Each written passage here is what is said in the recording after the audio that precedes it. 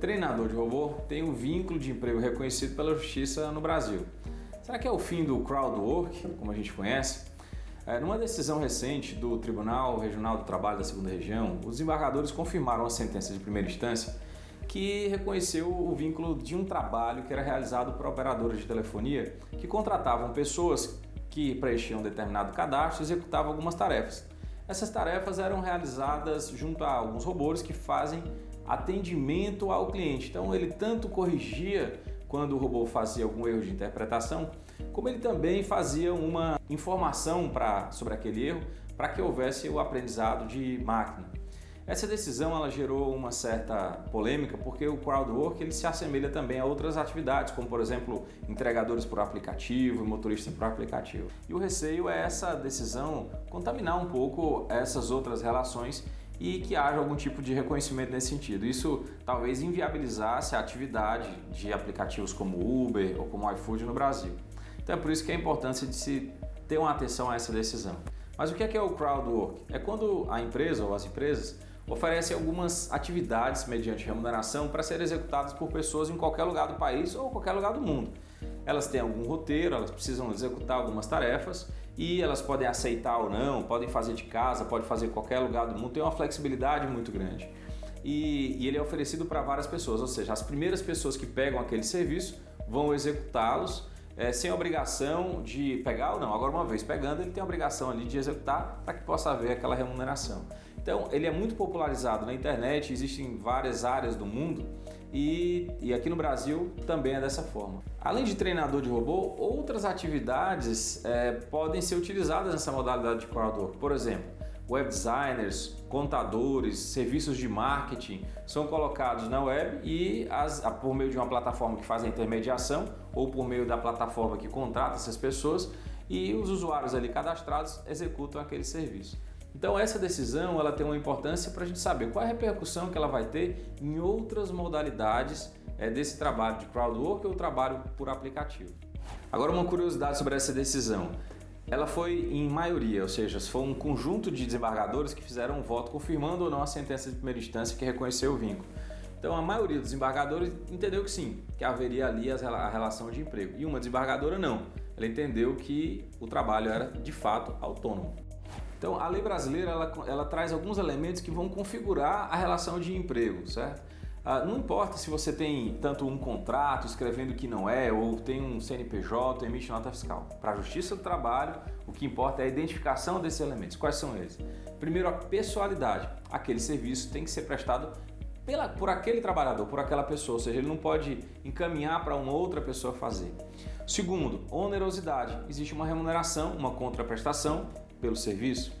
Terceiro, a subordinação. Ele vai executar as tarefas de acordo com o comando do empregador, daquele que está hierarquicamente superior a ele, e ele vai dizer, olha, você tem esse horário, você vai fazer dessa forma. E por último, a habitualidade, ou seja, o serviço não é eventual, é habitual, mesmo que seja, por exemplo, uma vez por semana, mas ele tem uma recorrência e uma habitualidade. Então, o que importa não é tanto haver uma nota fiscal ou um contrato dizendo que não tem relação de emprego, o que importa é a identificação desses elementos.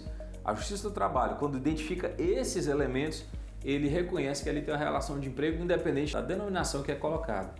Então é importante que haja um debate importante e talvez uma normatização, seja por lei ou seja por outro tipo de normativo, acerca das definições objetivas e claras do que é um trabalho que pode ser considerado crowdwork. Isso é bom porque dá uma segurança para o trabalhador, porque ele sabe que ele está assim naquela modalidade, dá uma segurança para a empresa, porque ela vai seguir aqueles requisitos para que tenha reconhecido realmente um serviço autônomo. E nessa discussão você pode ter alguns direitos que podem ser colocados para o trabalhador para que ele tenha algum tipo de amparo social.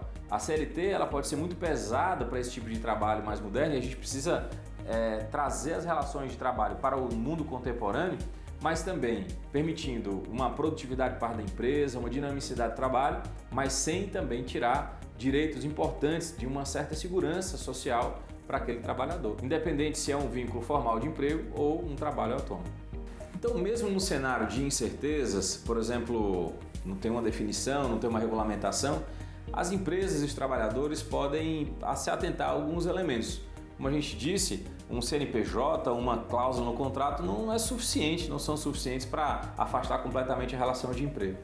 Mas se você vai atuar nessa área ou se você tem uma empresa que busca trabalhadores nessa área, você pode, além de buscar não configurar aqueles elementos da relação de emprego, trazer também evidências das relações de trabalho autônomo. Quais são essas relações? Primeiro, autonomia. O trabalhador ele precisa ter uma autonomia naquele trabalho. Então ele pode, por exemplo, aceitar ou não. Ele pode, aceitando, fazer no horário que ele quiser, dentro daquele prazo que foi ali estipulado. A segunda coisa é a responsabilidade. Ele precisa ter uma responsabilidade acerca do trabalho que ele executa, ou seja, ele é responsável por ele. Eu posso, por exemplo, encaminhar e fazer com a ajuda de outras pessoas. O que importa é que eu entregue aquele resultado que foi previamente ajustado. Um outro ponto muito importante é a especialização.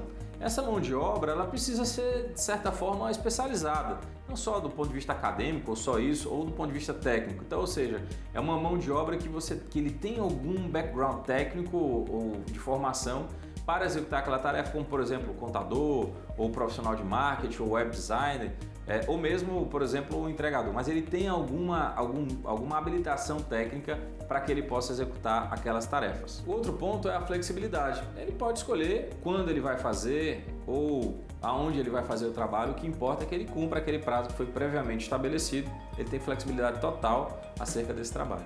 E por último, a pluralidade. Esse trabalho ele pode ser executado por ele ou por outras pessoas. Se ele não aceitar, uma outra pessoa pode aceitar fazer. Ele pode contar com outras pessoas para fazer. Então, esses são os 5 elementos que vão ajudar a construir o entendimento, até porque vai ser uma prática real, dos elementos de um trabalho autônomo, efetivamente autônomo. O surgimento desses novos serviços mais modernos, mais eficientes e feitos em qualquer lugar, e flexíveis também para o trabalhador, ele também demanda das empresas que ofereçam processos mais modernos, procedimentos mais modernos nesse trabalho. Então, a gente viu na decisão judicial que a empresa, apesar de estar utilizando de um serviço moderno, usando robô e treinador de robô, ele tinha algumas práticas antigas nessas contratações. Então, é importante que a empresa pense não só na modernidade do serviço ali em si, objeto, mas também nas práticas e procedimentos que ele tem com aquele trabalhador. Também possa achar um ponto de equilíbrio entre a produtividade, a racionalidade, a modernidade, mas também uma certa segurança social para aquele trabalhador, mesmo trabalhando de forma autônoma.